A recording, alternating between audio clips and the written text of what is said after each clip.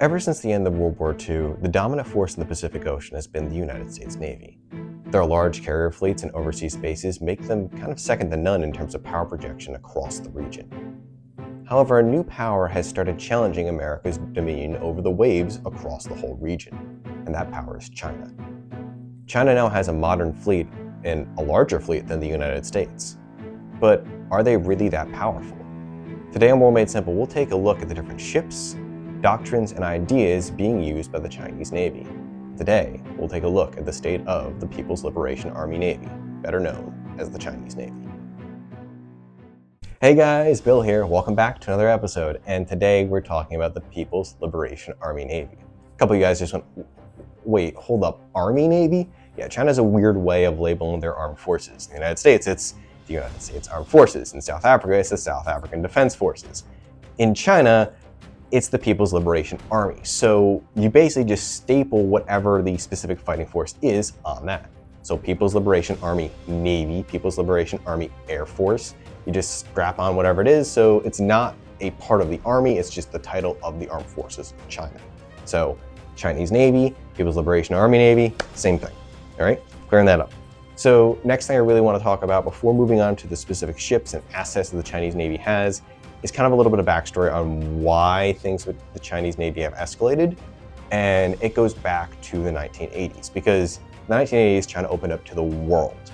And they went from essentially being worried about what's going on in their own country to realizing that they have a lot of influence abroad. And they wanted to start using this influence. And the best way to do that is by having maritime power. In the Pacific, you have to have a strong navy to basically do anything. And in the 1990s, China started building that navy. They got the first steps off the ground in that era, but it really took off during the early 2000s and the 2010s. And today, China has the largest navy in the world, ranking around 700 ships, give or take. So really big fleet, biggest fleet in the world today. What's in it? Let's start with the essentially coastal forces, because this is where China gets a lot of those numbers for. Out of their entire navy, nearly half of the ships fall into this category. We're going to start with the smallest first and then move our way up. And the smallest is going to be patrol boats. I mentioned this a little bit in the American Navy video. America doesn't really have patrol boats. China loves them and loves them quite a bit. They have over 150 of these things. Now for anyone going, so are these just like really fast speedboats? Kinda. You basically strap a 5-inch gun to them, a couple missile pods, at least this many it can fit on board, and just fire everything you can off of these. China's most prolific class is the Hubei class. It's basically just a very fast speedboat meant to go up to enemy ships, unload everything, and then run like heck, because they're not well armored, which means if they get hit, they're pretty much sunk. So they're meant to kind of weave and dodge out and in of the Chinese coastline and use the terrain to their advantage. And this is a pretty effective design for this. And this is also something that China's invested heavily in. But you really can't get this type of ship too far beyond the Chinese coastline. So they're restricted to China. These 150 types of ships are not going to be leaving the Chinese coast. Now the next stage up is going to be corvettes. And these can go a little bit further off the coastline, but not by much. And the Chinese have the Type 56. And the Type 56 is a decent design. It's relatively modernized for the most part. And the Chinese have been able to use it to great effect. And they're actually multitasking with it. There's a total of 72 of these ships. 22 of them have actually been transferred to the Chinese Coast Guard. So interesting design, and looking like they're going to be used for a couple years to come, but they'll probably be replaced by something new by the Chinese Navy, I guess in the 2030s. But Chinese corvettes are not kind of the end of the line when it comes to coastal. The next size up in terms of coastal defense is going to be frigates. Now, we talked a little bit about frigates for the United States, how America really has none. The Chinese have 42 of these. These vessels are meant to basically ensure China's local defense at a large scale ship. So patrol boat, corvette, frigate, that's going to be your largest kind of coastal patrol and coastal protection ship. So the Chinese Navy is going to keep these vessels well armed, and this is going to mostly be the Type 54A, designated as the, I'm going to apologize for any mispronunciations now, Jinghai 2 class. There's 35 of these in active service within the Chinese Navy.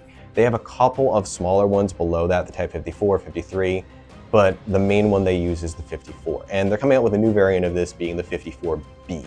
The Chinese Navy is focused a lot on this smaller stuff because it's meant to protect the Chinese coastline specifically, and they want to make sure that they can basically patrol their own area. So this includes their claims in the South China Sea, the island that shall not be named because YouTube doesn't like it, and even reaching up to Sengoku Islands in Japan. So a large swath of territory is able to be covered by these ships.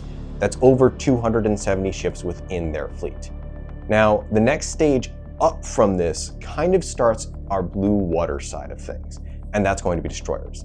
The Chinese Navy has 42 destroyers in their fleet, and unlike the American fleet, which focuses on one class, being the Arleigh Burke, the Chinese have actually been developing their own for a while now.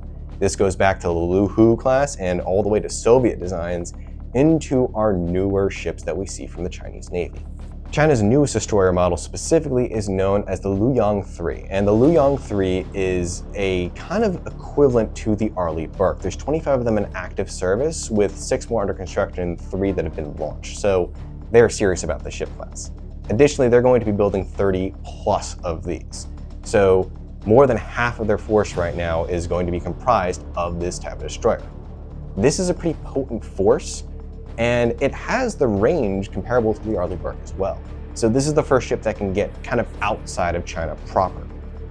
However, there is a problem, and that is because they have so many different types of destroyers, this makes logistics a little bit difficult. So if you have a part that breaks on a Lu Hu class and a part that breaks in a Luoyang class, they're not going to be the same part. So this means that you kind of got to have a separate supply chain to make sure these ships are operating. And this will be a headache for China if a war ever breaks out. This is why they're expediting the Luoyang 3 into production and trying to get it to replace all of their older destroyer classes. So that's the destroyers, but there is one little other kind of sneaking thing that they have here, and that's a destroyer that technically qualifies as a cruiser. The new Renhai class, being around 11,000 tons, is the largest surface combatant China has meant for surface combat. Yeah, their aircraft carriers and some of their landing stuff is bigger, but this is their largest combat surface ship. This, they have 8 of right now. They're building 8 more, and they're pretty potent designs overall. I would say that they're probably superior to our Ticonderoga class simply because they're newer, have better gear, and we're retiring our Ticonderoga class. So with the surface fleets kind of discussed and talked about, I'm going to move on to the carriers. And this is the part of the video where if I have any Chinese individuals viewing me, you probably liked the coverage, at least I hope, that I've talked about for the rest of the Chinese Navy. However, this is where things start to go problematic. China has 3 aircraft carriers, the Type 1, Type 2, and Type 3. Type 1 and 2 are basically converts from the Soviet designs, being the Admiral Kuznetsov class. And for anyone who knows that name, this was a class full of problems. And the Chinese Navy has done a decent job at retrofitting these ships to make them be able to launch and land aircraft.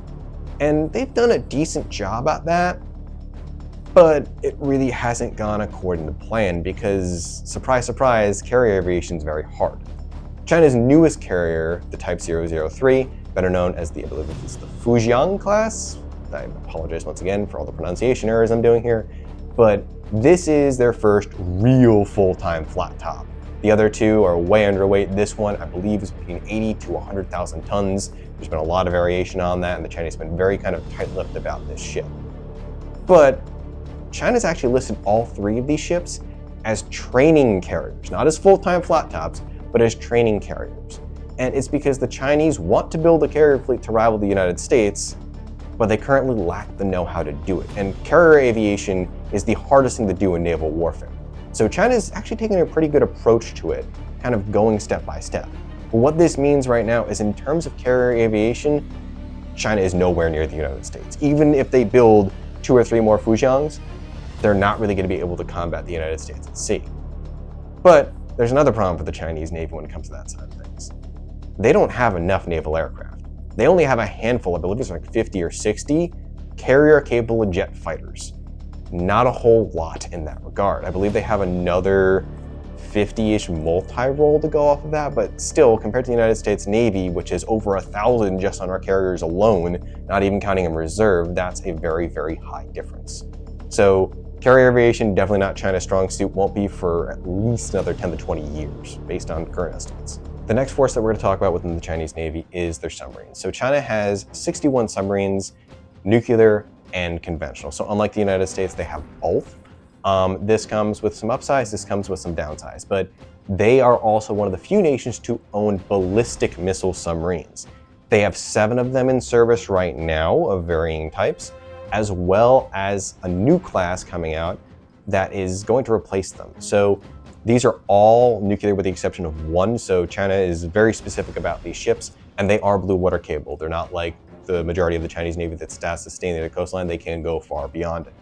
Now, in terms of nuclear attack submarines, China has a couple of different variants, specifically the Su, the Shang, and the Han class. So the Su class is their newest one. It's currently in development and set to replace both the Shan and the Han class. And that currently they have 9 of. 2 more are under construction of the Shan class. But overall, the fleet of nuclear submarines is smaller compared to their conventional sub-forces. So China operates 4 different classes of conventional kind of diesel electric submarines, and that is going to be the Yuan, the Song, the Kilo, and the Ming class. And all of these ships is kind of the backbone of the Chinese submarine force. And this is where China gets a lot of the flack for having a very noisy submarine force. The last thing I want to talk about is the Chinese amphibious invasion forces. And this is going to be things like their landing dock ships and their amphibious assault ships. And these ships are going to be kind of the ships that would take front and center if the island that shall not be named ever came under attack. And China's ships are actually really modern in this regard. They have comparison to the America class and the San Antonio class, being the Yushun and the Yuzhou class respectively. And they have a decent amount of these ships in service, and they perform relatively well in sea trials. The problem is there's simply not enough of them to perform a successful amphibious invasion, at least the way that it's laid out in the Chinese doctrine. And the landing ships that are around them have not been updated just yet. They're still a little bit behind, so in reality their invasion forces are not in the best shape for transportation. So that's kind of my 10 cents on that force and on the Chinese Navy in general. Now, I do want to address one additional thing with the Chinese Navy, and that kind of brings up the idea of the made in China aspect. And I see a lot of people bring this up with decent kind of evidence behind it. Just, I think it was 3 weeks ago at this point, one of China's brand new submarines sunk at dock. Brand new, literally still not even off the production line, sunk at dock and totaled the entire sub. I believe they were going to raise it and repair it, but that's not a good sign if one of particularly the most advanced ship that China has, being a submarine, is lost during production. It could have been a simple technical malfunction. It could have been X, Y, and Z. China has not come out and said what caused the sinking as of yet, as of this recording. So we're kind of left to speculate. Additionally, some of China's ships are very old at this point. Around half their navy still needs to be properly updated. So they're working with systems that aren't yet fully integrated. Additionally, a lot of their other systems are stepping stones. So you have the quality problem, you have the stepping stone problem, and in general, you have your lack of modernization problem. China is working to address all 3 of these. And probably by 2040, China is going to have one of the most effective navies in the Pacific, if not the most effective navy, simply because the US Navy doesn't have the numbers to compete with them in the local area. So China's Navy is very, very strong, but is limited by range, by logistics, and most importantly, by time. So we'll see what happens with China's Navy in the near future, but for right now, it seems like it's going to be at the very least a bit of a restrained force until it can modernize all of its ships. So I do want to include one more kind of little point here, and that is I am not going over all the individual ship classes within the Chinese Merchant Navy, within the Chinese Maritime Militia, within the Chinese Coast Guard. Those would all be separate videos. This is the Chinese Navy. I want to stick on this Navy because I don't have enough time to do that, and this video was already pretty long, so I don't want to go over. So that's all I have to say on the Chinese Navy. If you guys want to see more content like this, I do a poll that kind of says what the next topic for the State of series will be. And our next State of series is going to be, I think, in 2-3 more weeks, so it's going to be a little bit before you see another one of these up. However, next week's video is actually wildcard. And what that means is you guys get to choose the topic entirely. It's not going to be a technology. It's not going to be a specific topic. It is going to be anything. So if you have any suggestions, please put them in that poll. I'm going to put kind of 3 general ideas, and then whatever one wins we'll go with. And the last idea is going to be basically whatever you want to come up with. I am all for different ideas. And if you guys look in the comments and say, that's really cool, and vote for it, we'll do it. But Next Friday is going to be Wildcard. This coming Monday, we're going to have our Tech Talk, and poll right now for that is very, very neck and neck. I believe it's currently between cavitation torpedoes and military green tech. So we'll see which one wins out, but it's going to be interesting to talk about either way. So this was a little bit of a longer video. There was a little bit more detail I wanted to go in here. So if you got all the way here, I appreciate it. Regardless, enjoy the rest of your weekend. I will see you on Monday.